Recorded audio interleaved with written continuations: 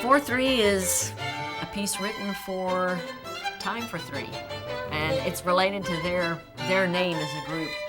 They specialize in being incredible performers. They look like rock stars on the stage.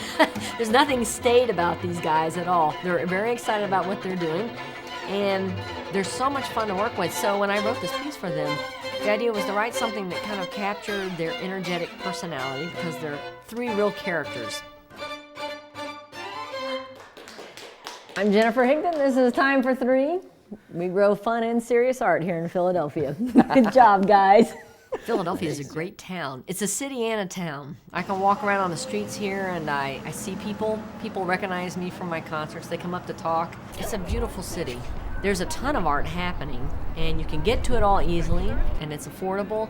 And Philadelphia is a good base to fly out of. I mean, I have to travel a lot. I have concerts in a lot of places, but I can get anywhere. I can get to Asia, I can get to Europe, and I can do so pretty easily. So I think it's a fantastic city. It's not so expensive that you can't afford to live here, which is sometimes a barrier in places like New York. I always think of a composer as a person who arranges sound. They organize it. This is different for everyone. It's the same thing if you're a rapper or you're into country music, but for me with classical music, it's usually arranging sound for lots and lots of players. Orchestra, sometimes it's a string quartet.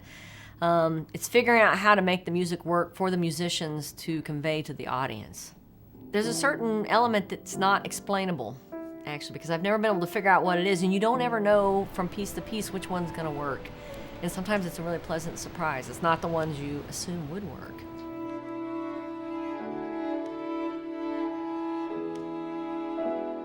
The piano trio, I didn't think was going to work when I was writing it.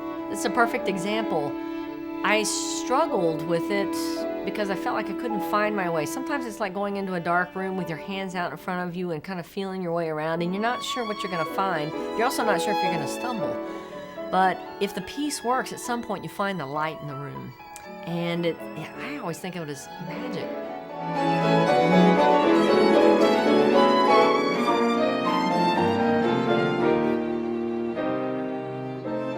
Every time I write a piece that crosses into a new genre, even if it's within classical music, I explore that genre.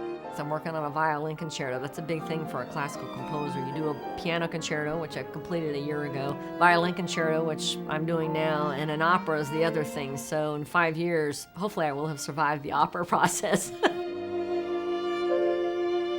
Oh yeah, I love what I do. I do. It's a lot of fun, and it's pretty amazing to think that you can write music that will actually affect people and people have fun with.